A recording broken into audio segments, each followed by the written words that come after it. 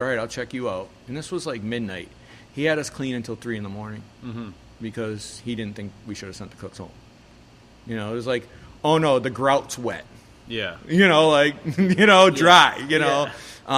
Eric is now a state health inspector. So, He's always born to do that. Yeah, but the greatest thing that ever happened to me was going into that man coming into my life. Like, he was like, I'm going to make you a chef. Yeah. Jasper watched me cook one time, and he's like, kid, watching you cook's like watching someone breathe. He's like, I've never seen just, like, fluid motion. Yeah. And I was big dude. I was a big dude at the time. But it was, like walking to me. Yeah. And breathing. So our first night, like, really cooking there, like, we were prepping for days and doing menu tests. Jasper would come in and be like, what's on the prep list? And I remember I got in so much trouble because I was like, the only thing that's left on the prep list is pick parsley. So you can do that. Yeah. And Eric came downstairs and was like, saw Jasper over there picking parsley. And he comes to me and goes, why the fuck is one of the greatest chefs in the country picking parsley?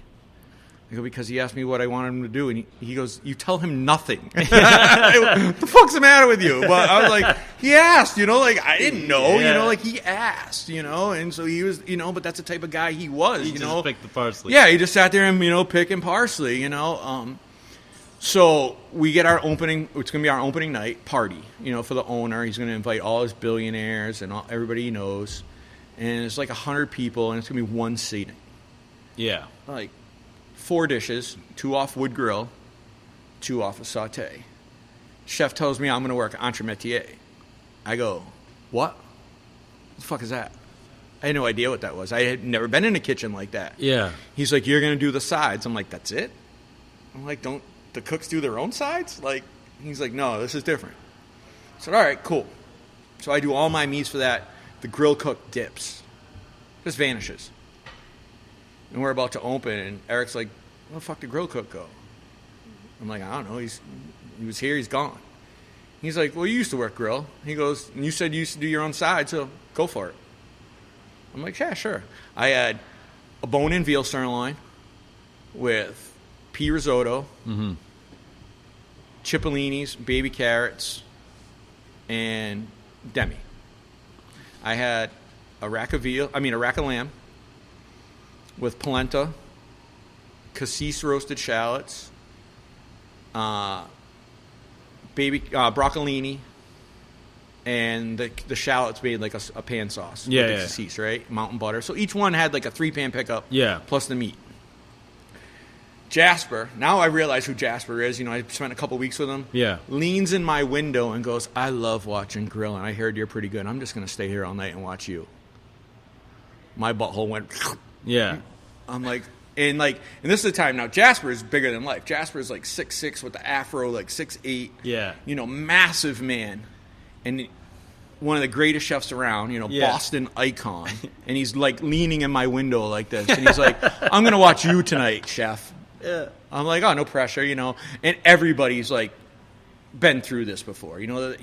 Eric, come to find out, the 6 degrees of separation, mentored under Ken Oringer. So I had gotten the Ken. So you still got some of Ken, okay? Right, gotcha. so I got in Ken, and so did Psycho. Psycho was Garmager for Ken Oringer. So those guys came through Ken, and then now I'm getting that, and then they brought in a couple of guys that were in that kitchen with them. So, these were, real cooks, and I was just a banger, just a, really talented banger, but, no finesse. And I got destroyed. My all day was 32 veal, 28 lamb, each with a 3-pan pickup. Mm-hmm.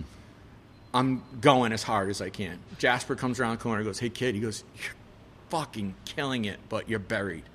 He goes, you do the sides. I'll cook the meat. You plate. Yeah. Now Jasper's working the station with me. Yeah.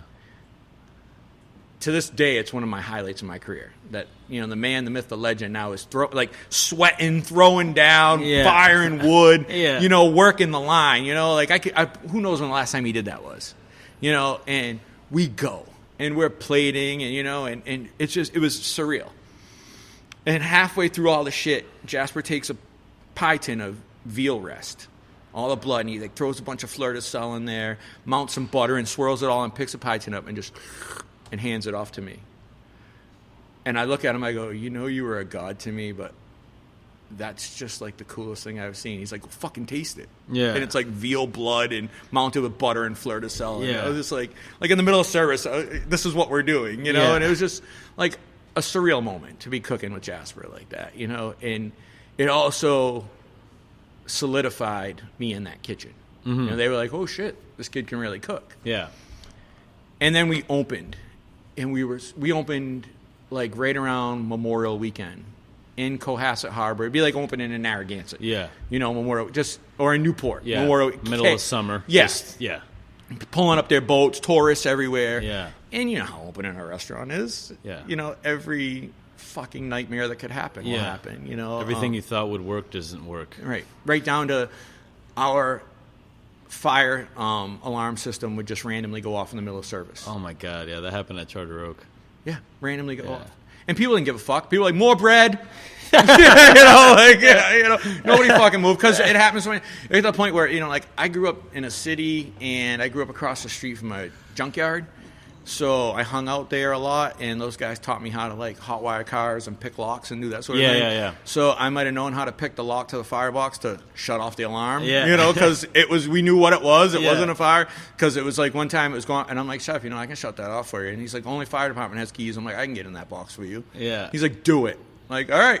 Shut it off, you know. Here we go. Yeah. Then the fire department came back one day, and I how'd had you shut it turn off. this shit off? Came in and they started screaming at us in the middle of service. Next time I'm bringing fucking body bags. We're like, you were here 6 times today. We know it's not a fire. Like, you know, like, exactly. You know, then the next time they came down, we had rigged up a proof box as a smoker and had it on the back dock. And someone called and said the dumpster was on fire, so they hosed down our whole proof box full of meat that was. Oh, yeah, you know, shit like firefighters, you know, shit like that. You know, like. What can you do? But, Yeah. you know, lessons learned. Yeah, right? But I had solidified myself in that kitchen, and in a year, I was CDC. Heard. Psycho was drinking on the job, Heard, yeah. and that moved on. Ben left the business, and so it was just me and Eric, and I was like last man standing. Yeah. You know, we had hired this kid, Dougie Rodriguez. Dougie is now a serious deal and somebody you should talk to. Okay. But he was like our fry cook. He ended up going up through Ken and becoming like Ken's CDC at Clio. Oh, shit. Yeah. You know what's crazy? I think my girlfriend at the time in Rhode Island, when we were thinking about where to move, did a stage at Clio, and that guy was CDC and interviewed her. Probably. Because she was like a Spanish dude with tattoos that kept taking out his pocket knife, opening and closing it during an interview. And I was like, you say that name, I was like, wait a minute. That's Dougie. That's Rodriguez. 100%. I'm a Rodriguez too, so I know, you know. Yeah, you know.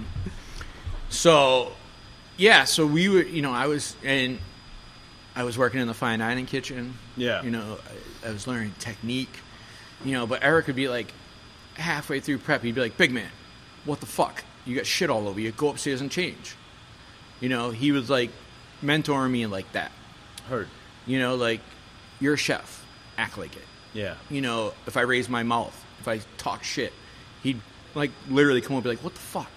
He's like, be the example. You know, constantly on me. Like, every service, after service, I'd get a talking to. Yeah. You know, next time, do this. Next time, turn this way. Next time, drop your pan like this. Next, you know, like everything. He just sharpened my skills. Yeah. He took a dirty ass line cook and made him a polished chef.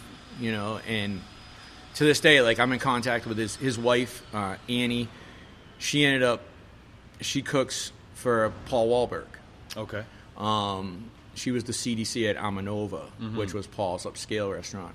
Paul ended up coming through the Atlantica kitchen for a little bit when he came back because he was one of, you know, the Tosca Kenny crew, and then went and worked for his brother, and then came back. He came through Atlantica for a month or so till he got established. But, you know, so it was a cool kitchen to be in. You know, we were, you know, getting the best ingredients of anything we wanted. You know, we did a party for the Millennium.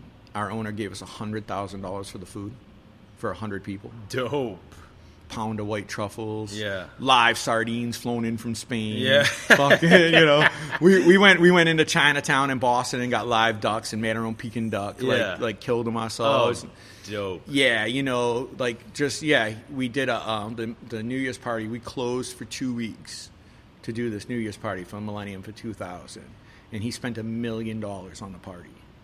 Mm-hmm. He spent $150,000 on the fireworks display. Yeah.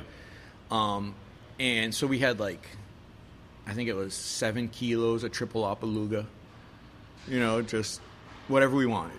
Yeah. And he just wanted the most extreme party. It was a real warm winter. He had brought snow machines down from Stowe, Vermont to put snow on the property. Yeah. Because he wanted the horse and buggy snow whole bit. And the party was done with different millenniums. So over at the house was 1900s Great Gatsby cocktail hour. Yeah. And then they horse and buggied over to the restaurant. They walked in, it was Imperial China. And we did suckling pig and Peking duck and, shumai, different things like that, tataki. And then they went into dinner, and it was the Spanish conquistadors. Mm-hmm. And we did Spain, and we did bone-in fillets with little poached sardines and a yellow truffly rice, just anything we wanted. Big caviar station. Yeah. And then dessert was the future, and we had the Peak Shop made all spun sugar suspended from the ceiling, and all the desserts would look like planets hanging from the ceiling, and they put in this guy spent so much money, and it was just one of the coolest things we ever got to do. Yeah. And I remember being 2:00 in the morning standing in the meat and seafood walk-in, and we had 2 milk crates with a 3-kilo tin of beluga and a bottle of Dom in my hand, and as many of us packed in the cooler as we could, and we each had a ball of Dom. We're taking lobster tails, and we're going into the beluga like this and eating it and washing it down with Dom. We're Happy New Year, exactly.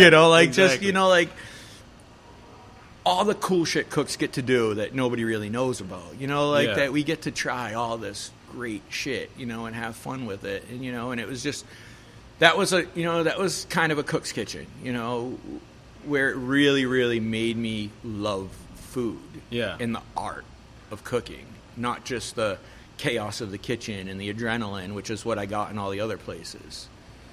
This taught me how to appreciate food.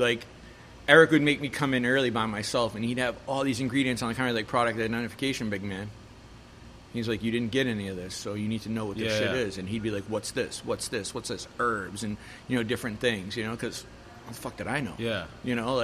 Or he'd bring me over to a garden and be like, what's that? What's that? What's that? Tasting, learn, taught me how to taste, how to season, how to, all of that.